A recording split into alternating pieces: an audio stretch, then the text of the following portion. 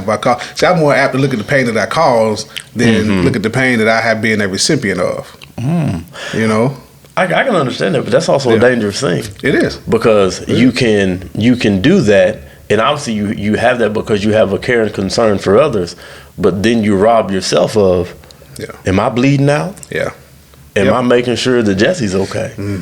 Because as you should have, those around who are doing the same in kind for you, making sure if they've caused you pain, if they have, wronged you, if they're looking out for you. But we know, like you said all the time, people are going to people. What's going on, family? Kevin and Jesse here with you guys today at the Elite State of Mind podcast. As always, our goal is to listen, learn, and grow. Jesse, how you doing today, man? Man, I'm great. How are you? I am doing wonderful. I'm doing amazing. Family, make sure you guys like, follow, and subscribe to our YouTube, Facebook, and Instagram page. Make sure you hit that little bell on YouTube so you get notified every Wednesday as Jesse and I help you guys listen, learn, and grow. Family, what we're going to do today is to dive back into being a prisoner of your pain. We got some really good feedback from you guys, so we thank you for making sure that you went out and listened to that episode and told us what you liked and what you wanted to hear a little bit more about. So one of the first things was defining pain for yourself. So Jesse, I'll ask you, how do you define pain for Jesse? Oh man, that was a tough question, just because I really hadn't thought about it for a while. I really hadn't thought about how I define it. So we had to go back and look and see, exactly what it is. And it made me think about, like, man, I haven't been really aware of pain in quite some time. Right? Did I take a look and see, man, what's been painful to me and for me, and what pain have I caused? See, I'm more apt to look at the pain that I caused than look at the pain that I have been a recipient of. I can understand that, but that's also a dangerous thing. It is. Because you can do that, and obviously you have that because you have a care and concern for others, but then you rob yourself of, am I bleeding out? Yeah.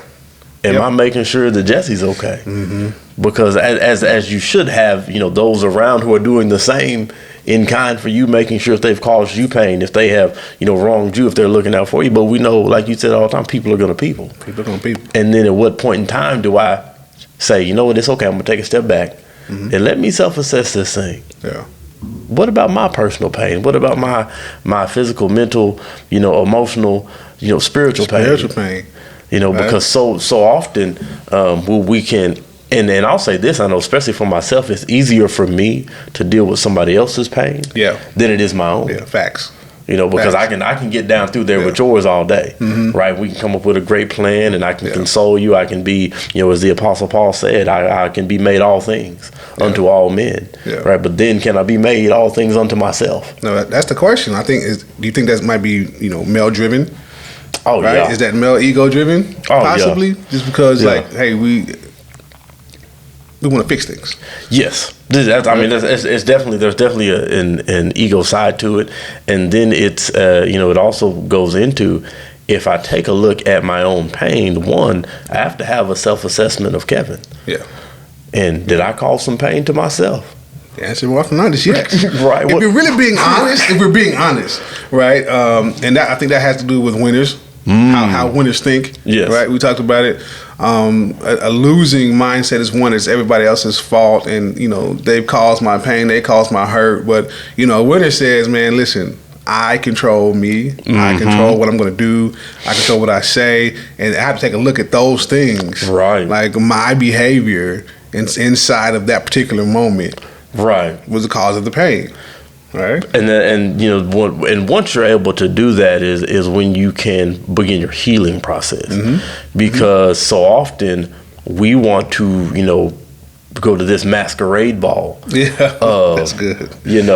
Everybody else is going through and they're getting better, but then you find yourself standing in the corner and you haven't healed from stuff that happened to you back in '92. Right. And you're talking about decades worth of pain, of anger, and as we know with any wound, as we've just dealt with personally, any wound not attended to will begin to infect the body. Right. And then once it gets into the blood, man, we got a really bad issue there. Yeah. Right. And it's normally going to take losing whatever that wound was on to have a chance to live. Yeah. So if you let a wound sit on your heart too long, yeah. Are you ready to lose that thing? Then you have to have a heart transplant. Ooh. Right. And it ain't but one that can do that. That's right. It ain't but one that can do that. That's right.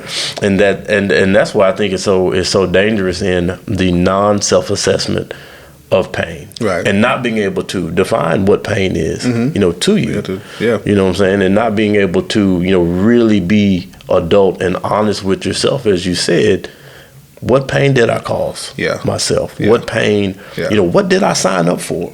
Right? Because so often we will, as you said, being men, we have the want to fix things, but you can't fix everything. No, you can't. And sometimes, we do have to learn, it's okay. It doesn't make you less of a man. It doesn't make you a bad person. It doesn't make whoever you were trying to help, a bad person. Right. It just means that your method of helping this person through the pain that they're going, they're going through, it wasn't going to rock for them. Not effective for them. How do we just, as men, how do we, take that step back and go, it's okay that I couldn't help you, but I'm not going to be prisoner of your pain. Right. I think it's just understanding that, we want to help as many as we can. We want to fix as many problems as we can, but understanding that, in terms of being a help and being a fixer, you're not a savior. Ooh. So take that cape off. Okay? Stop trying to be, Superman to individuals who are not Lois Lane. Uh-oh. Right? You got to stop trying to, those who understand hip hop, Master P's, Captain Save 'em. You can't just do that because it's going to be to your own detriment because all of your energy, all of your emotions, all of your thoughts are going to be towards how can I save when you are here to help. Yeah. Right? And not save them. There's but one savior, but only one, and as men we're not him. And I think the thing that we have to understand is that he does a masterful job at his job, right, and our goal should be to lead to him, right, to do our job, to get people back to him. But we got to be with him ourselves, right, before I can take anybody else to him. Right. That's I'm not gonna go there today. We'll dive into that one later, on another segment, but. In defining pain, I'll read this definition for us here real quick.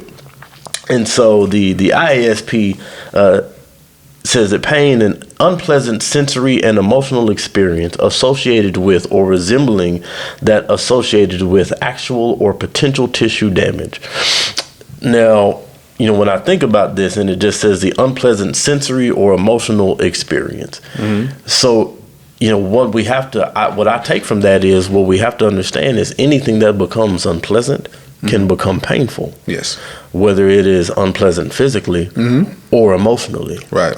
Right. And so then, from the standpoint of being a father, do I make things unpleasant for my child? Right. Whether I make them unpleasant physically, because I punch them in the face, push them down, or do I make it unpleasant emotionally? Yeah. Because my tone is one that I am disgruntled with them over menial tasks. Right. My tone is one that they are a chore to me instead of being a joy.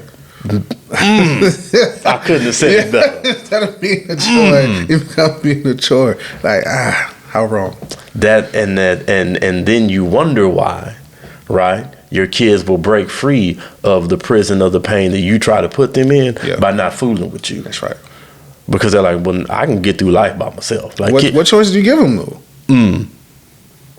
If they're going to live and actually live well, they're going to have to choose to not deal with that type of pain. So what happens if we're dealing with pain for too long? Nothing good. I mean, one, you become numb to it. You just continue to allow it to happen, and then it just takes you out. It does. If you're dealing with pain for an extended period of time, it can shut all of your bodily functions down. It will take over all, right, until you are no more. Right. So we can't allow that to happen. The danger, you know, for parents is, you know, and we talked about this last time in the prisoner of the pain, and especially, you know, I believe, you know, we had Brother Anthony on, you know, last week, you know, talking about Black to School, and he made a very, very good point that parents need to heal. Yes. You know, and just to expound on that, you know, just for a moment, is, you know, parents, if you are out here again and you're dealing with traumas, you know, family traumas, whether it be abuse or you weren't, you know, poured into or encouraged, man, take a step back. First of all, if you're not a parent yet, you might think about that before you think about bringing another life, you know, onto this planet. Now, you're going to receive some bad counsel. A lot of it. From, you know, some older generations. They're just going to tell you, oh, just go have a kid, right? You know, but then they're going to talk about you when you had a kid. Right. I digress. You know, and I do want to applaud, you know, the younger generation, because many of them are saying, I don't think emotionally I'm in a place. Yes. You know, that I should be, you know, father or mother Definitely to a child. Definitely. You know, awareness. Let me try to get some counseling. Let me talk to some other parents, you know, and things of that nature before I just dive into this lifelong obligation. Right. Because contrary to popular belief, right, at 18, you're not done parenting. It's really just starting. Once they graduate college, you're not done parenting. Nope. Once they get married, you're not done parenting. Nope. Once you have a kid, not done parenting. Now, the role changes. Definitely. The task assigned, you know, become different. But that parenting journey, man, it's a lifelong thing. Yeah. How is it, you know, what were you able to do when, you know, you became a dad and you said, let me not cast this pain onto my kids? Yeah. Like you said, I had to take an inventory of myself. Like, you know, I've said before, there were certain things I wanted to make sure that were being taught. So you had to go back and look and say, hey, what were the things that I was taught that were good? Right. What were the things that, you know, were actually useful? What were the things that weren't? And so, you know, you go through and, you know, you write the list. I don't know how other people may have done it, but, you know, I'm actually physically writing this thing out and going, okay, I'm circling, yeah, this is good. I'm Xing out what's not, right? And being sure that, okay, how do you want to teach this thing? How do you want to portray this? And then in what spirit are you going to do it? Like, how are you going to communicate? Like you said earlier, like, how are you going to say what you need to say, especially when you're upset? So you're going back and looking like, okay, if it says for us to get angry and sin not. Right. Well, we determine what that is for us. Okay, great. So if I get angry, then I have to take the time to gather myself before I discipline. Right. Before I teach and train, so that I'm calm, so that I'm clear and concise. Because if not, because they're in a state of, you know, emotional pain. True. Because they feel as if they've disappointed. Right. And so in times past, in generations past, when that dynamic was present, you got stepped on. Right? You were in a position of pain. Oh my gosh, I can't believe I did this. I disappointed, and then you got smacked up. Compounded with more pain. Right? So it was pain on top of pain. Right? So you're hurting, you know, mentally, emotionally, spiritually, which was overlooked. Right? And then, you know, compounded with the physical. When the reality is, you don't always need the physical. Fact. Right? If we've established early on that the care and concern, what we call buy-in, is there, that it's authentic, and they know for a fact that, hey, you as a parent, that you want nothing but good things. You want nothing but the best for them in all areas of their life, then that changes the conversation, because you're actually having a conversation. You're not just giving them to do what I say do. If not, you get smacked up. Yeah, no. When you don't even do what you say do. Would you say it, bro? You out here living however you want to live. You do whatever you want to do. But I need to live by all the Levitical laws. Right. I can't wear no mixed linens. Right. But you ain't got no pure silk nothing. As you eat all the bacon. All the shrimps. Right. Yeah. And then you get mad at me because I want to rebel. Well, you rebellious. Yeah. You've shown nothing. If people are going to be really honest, you've shown nothing but pure rebellion for what you say you believe. Because the reality is, everything, like you said, you're super litigious. You want to hold me to the law like a Pharisee, but you don't do any of it. Why can you not do it? Because you're still holding yourself to the law when the law was fulfilled in these two things. And you'll find your freedom in those two things. Right. The 10 you couldn't even do. Right? No. Those 10 you couldn't even do. You're incapable. But these two things. You can get that. You can do these two things. You can get that. And you will find a higher level of freedom in those two things. Right. Versus, like you said, don't you wear them blends, and how dare you, shrimp, no, put the shrimp down, you can't get that, the scampies are off, no, it's no more for you. None of that. What? Right. No. So, you're just taking a look at, you're really breaking down the false narrative that has taken place for generations. And here's the thing, like I learned when I went back and looked through it, I said, man, it's really not their fault. Sure. It's not their fault, because they learn what they learn from their parents. And, what kids have to understand, what children have to understand, that your parents are doing the best that they can from the place that they have come from. Right. So if they don't know, they don't know. True. What they're doing is from their limited knowledge and operating from there. Versus what we should do is take what we do have and we expand that particular knowledge. Seek more. Through... Right, I'm seeking it. I need to be reading more. Right, I need to be. If I need to go to a seminar, sign me up. Sign me up. Right, let me go get that. Let me seek out a successful parent. Some older individuals. Man, I see where you are in life. Let's. Can you help me? Can you help me navigate this thing called parenthood? Right. So, because if I'm trying to do it myself, I can't learn to be more human by myself. That's true. Ubuntu, right? That's the word from South Africa. That means that I can be more human by being with more humans. Right. By having the experience with them. Well, okay, success leaves clues. Still, very true. And the big question that many parents that you got to ask yourself when you become a parent is: do you want to be a warden or a counselor? Right. Because if you want to be the warden, then all you're going to do is discipline, and your aim and chief goal is going to be to bring pain. Right. But the counselor restores. It's back to the conversation we had with our mentor of, discipline only has one goal and one outcome. To continue pain without restoration, but restoration leads to a plan. If you have these feelings of, man, I disappointed, man, I didn't live up to the family standard, I did some things that weren't, that shined a bad light, on the family. Well, restoration says we're going to love you back to righteousness. We're going to love you back to a place of good standing. And we really need to figure out, because, as you said, we don't always need the physical pain, but we really need to sit down and peel the onion of, why did you take that action? If you were upset and couldn't, control your emotions, why couldn't you? Have you not been given the tools? Did I fail you in giving you the tools? Did I fail you in not, teaching you to have conversations? As you said, did I not teach you how to gather yourself? When you're upset, because you're gonna get mad. Yes, you are. You're going to get, sad. You're going to, you're gonna have these emotions. You cannot be void of them. They were given to you at creation. Because he has emotions. That's right. Anybody who would tell you different is a lie. They're lying. They're super lie. So please don't think that you can, one, beat the emotions out of your children, and two, if you try to, that's a very dangerous thing. It is. Because the only emotion then they're going to be able to display is a massive amount of anger, and then a massive amount of sadness. And as the Jedi say, that leads to the dark side. Yes, it does. Hey, don't go to the dark side.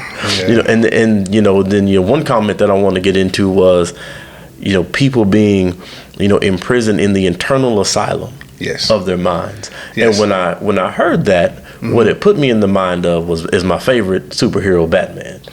And so often, people pose the question of, is Batman really a superhero? Because why doesn't he just go ahead and dust off the Joker? And they say because he understands that without the Joker, what would be his need? without the villains, would there be a need for him? Probably not. So to keep his mind in some sort of peace and some sort of I'm needed, he continues to repeat the cycle with these individuals. Yes. Right? How often do we do that with ourselves? Quite often. Will we, continue to wander the asylum, the abyss of our own catacombs, of our conscious and subconscious, because I'm too afraid to break out? Yeah, often, man, that's a true statement, right? We're often afraid to do so. Shout out 35 Coaching Inc. for that statement. And we chain ourselves so often, man. Like Dick said, we can't break out because of the fear.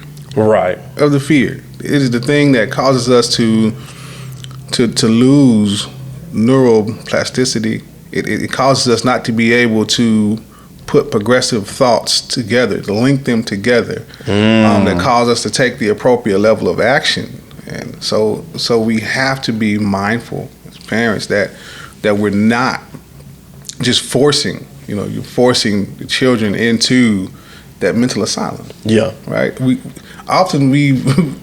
kids are placed there for control. Right? You're placed there to merely be controlled, because it takes energy, right? It takes energy, it takes effort, it takes, intuition, it takes high levels of intention to actually build a relationship with a child. Yes, it does. Right? Because a lot of times it's a matter of thinking, hey, I'm only thinking for here and right now. But when we elevate our thinking mind in terms of parenthood, then what we're doing today is for 5 years from now from them, 10 years from now, 20 years from now for them. So yes, while we're teaching basic concepts now, we have to build upon them like a Lego block for 10, 20 years down the road. Right? And that's not easy. It's not. Okay, that causes you to actually be active, to be an active participant. You can't be an expert on anything or in anything unless you are an active practitioner. Right. So in order to get there, and in terms of how you relate to your children, you're going to have to be an active practitioner. So you're going to have to study them. You got to make sure that the things that were done and said that weren't of the best, that you don't continue that. Like this is how your generations continue to be less than who they're supposed to be. It's our job to help them become all that they were designed and made to be. Right. And that's the thing is, if they're not, it's normally because as parents you're not. Right. You have failed to become what you wanted to be. Because nobody was there to encourage you. And I was listening to my oldest Aunt Dee, she had a video the other day, and she had said as a grandmother she wanted to change the generational wealth gap. Yes. And she was doing things now to change the generational wealth gap for her grandsons. And you just sit back and you listen to that statement and you go, it has to start with somebody. Is it going to start with the grandmothers? Is it going to start with the grandfathers, the uncles, the aunts, the parents? Where does it start that we begin to do better and no longer, like you said, force our children into this asylum and then wonder why they're not quote unquote normal. They're not productive members of society because all they've known how to do is pain. And we will always go back to what's comfortable to us. So then when they reach healthy relationships, they don't know what to do with them. We don't know what to do. Don't know how to navigate it, right? Because you understand that, I was reading the other day in the superbrain that anybody who's dealing with high levels of fear, anxiety, right? The brain lays the pathways so that to try to get outside of that is no longer normal. So the thing that's holding them back is the thing that they claim or think or believe is normal. And the same thing is with pain. If all this, that's all you know, all you've experienced, that's how you connect love, which is a very dangerous thing. Very dangerous. You connect love and pain is love, which they're not. No. But so many people do that. It's not love if it don't hurt. Right? People tell all the time, like, if it's not a fight. If you ain't fighting for it, it ain't love. Why am I supposed to be fighting inside of love? That doesn't make any sense. Right. That makes absolutely no sense. Why do I need to bring war into the space of love? War is something that's outside of that. Oh, yeah. It's a last resort type of situation, but you expect from me, there is no love. Right? Because there's nothing fair about it. I have one chief aim, and that is to destroy the opposition. Right, and if I have love for you, right, I'll never seek to destroy you. I don't want to destroy you. I want to make you better. I want to encourage you, to lift you up. Yeah, I'll challenge you. Right. But I won't destroy you. And that's that's where we have to separate, war and love, because like you said, I've yet to find a time where they coincide. They don't. With each other. They don't. If you go to war with another nation, it ain't, well, why'd y'all go to war? I love them. What? That sounds crazy, don't it? Like, it sounds nuts. Right. Why'd you beat up your neighbor? I love him so much. I told him, come catch these hands, Johnny. The blessing of the day. My right and left. Right.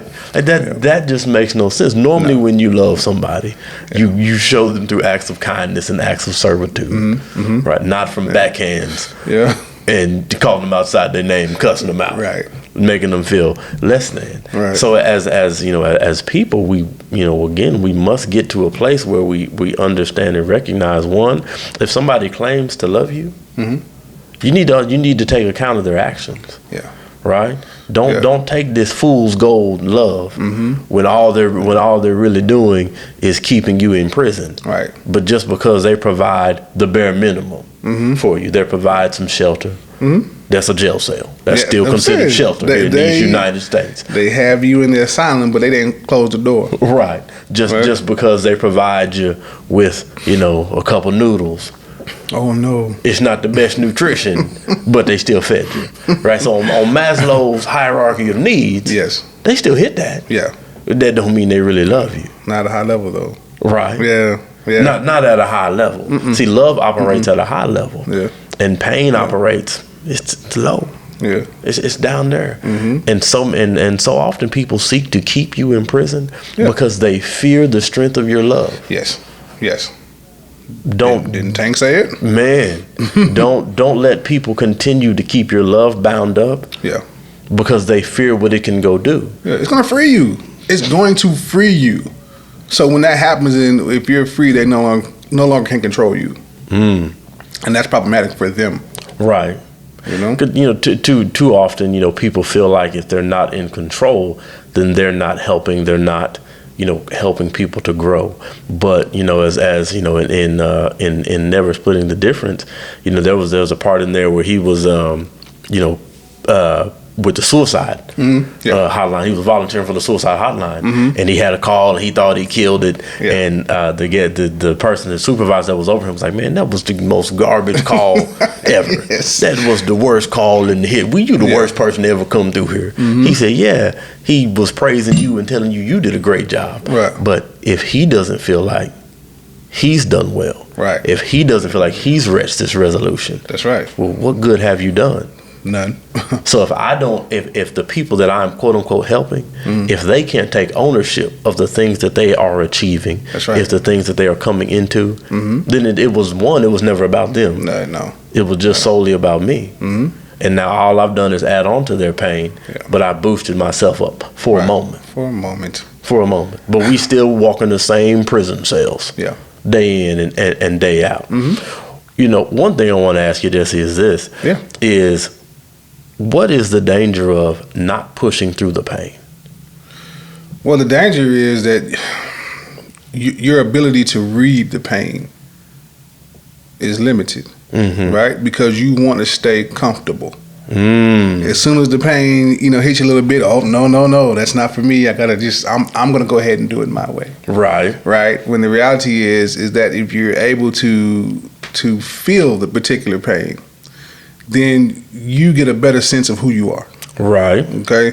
And pushing through the pain is you get to understand that I'm pushing my limitations. I'm knocking them down. Right. as I go through these things and I figure out that there isn't anything that I can't do, right? If I go through this particular thing, then I know that I can survive. Right. And that I can go from a place of survival to a place of victory. But more often than not, we quit because it's difficult. We quit because after, we get 3 or 4 days in to something, and because it's difficult, right? We say all the time in training, hey, your first 3 days, like playing ball, your first 3 days at camp are the worst. Sucks. They're the worst. Sucks. But if you can make it through the first 3 days, first 3 days of a diet, yes, first 3 days of a job, whatever it is, then you're going to be okay because you're changing the rhythm and routine in your mind. And so when that happens, you're laying new pathways in your mind, and you're uprooting some of the things that actually held you back mentally. So going through that pain, on the other side of it is everything that you want. Facts. Yeah. Are pain and fear synonymous? They can be. They can be. But I think that's why we have to push through, right? Because it's the action that alleviates fear. Right. When you start, you got to go run a mile and it's timed, right? From back in the day. Yeah, you're a little nervous. Right. Slight fear, like, oh man, am I going to make it? Well, you won't know until you take off. Sure. Right. And you have to go because you have a time to make. You don't make that time, guess what? It looks like you got to hit it again. Man. Right. But the joy you feel by pushing yourself and actually making that particular time, again, because you've taken action, you alleviate fear, and then you understand, like, yeah, that pain, it hurt just for a little while. Right. When it was over, the joy that I feel because I've accomplished this goal, pain, where is it at? Right. And we have the fear of this temporary pain. Yes. Because so often pain, doesn't have to be a long-lasting thing, right? Like you said, that the bad wiring that's caused, but it doesn't have to be a forever. But we just get so afraid and we get so wrapped up in the pain that may come. Yeah, right. The pain that may ensue from doing these 100 burpees or from writing this business plan. Right. The stalemates I may come across. Yeah. But again, like you said, the action of going, the action of moving is what alleviates those things. Yeah. And so, that's why I believe it's so important that you surround yourself with people that are action oriented. Yes. Because as you alluded to earlier, there are people that will place you in this asylum, but they won't shut the door. Because all they need to do is convince you that it's too scary. Yeah. Outside of the cell. Right. You have the door's not even shut. You don't have to take the action of opening it. Nope. All you have to do is get up and walk out. But they have convinced you that it's so bad out here, that it's so menacing out in the world. That you're like, no, I'm gonna just stay in my bubble. I'm gonna just make sure that, I stay here where I feel safe. I feel safe. And then I no longer can become all that I am destined to be, all that I am destined to do. Yeah.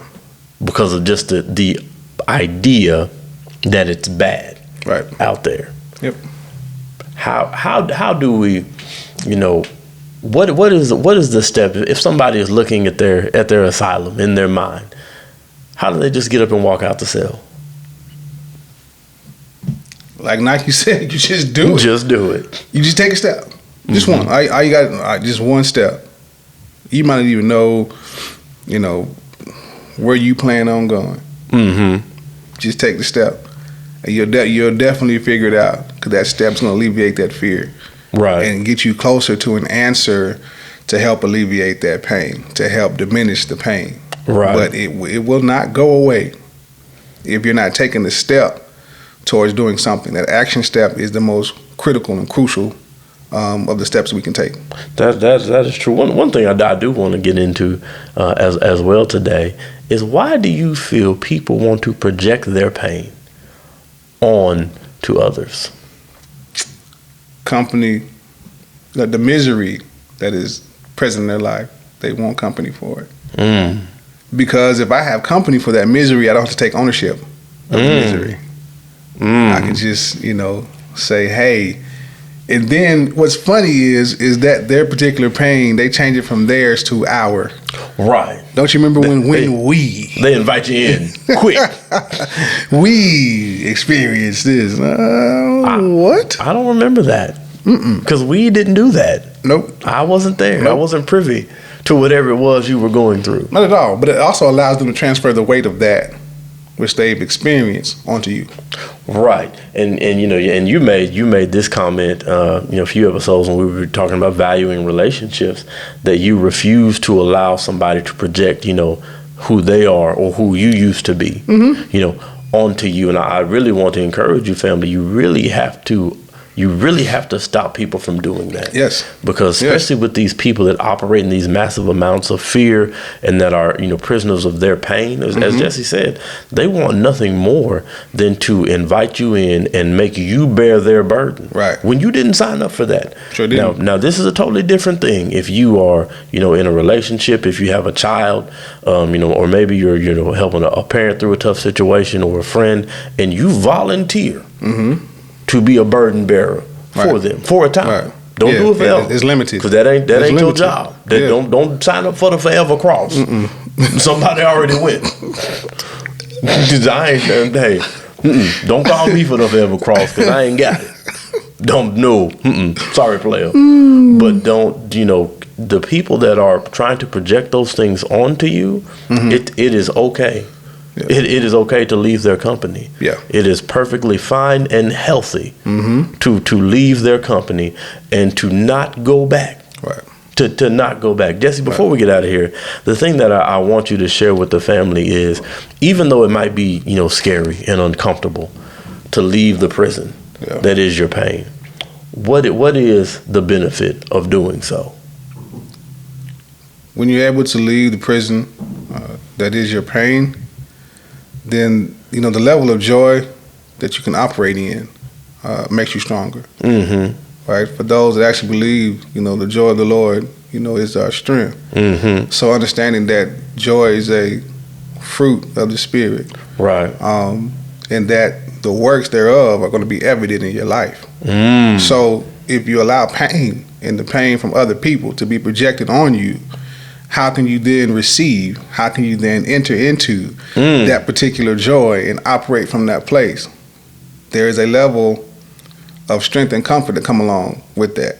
To no longer be bound by what someone else thinks and what they think you should do, how they think you should deal with your pain, how they think that you should feel, how you should emote because of the particular pain that may be present in a situation.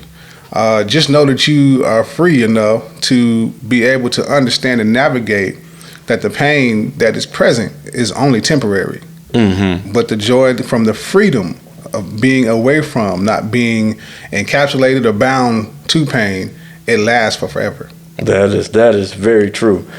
Family, the thing that I want to encourage you is that, you need to, again, when we talk about pain and we talk about people that are going to try to keep you in prison, but do it under the guise of love. If you're of the household of faith, it says love hopes the best. It wishes the best. It thinks the best of you. Believes the best. Man. Yeah. So you have to understand that when you have the metric of evaluating love and pain, that's what you need to run it through.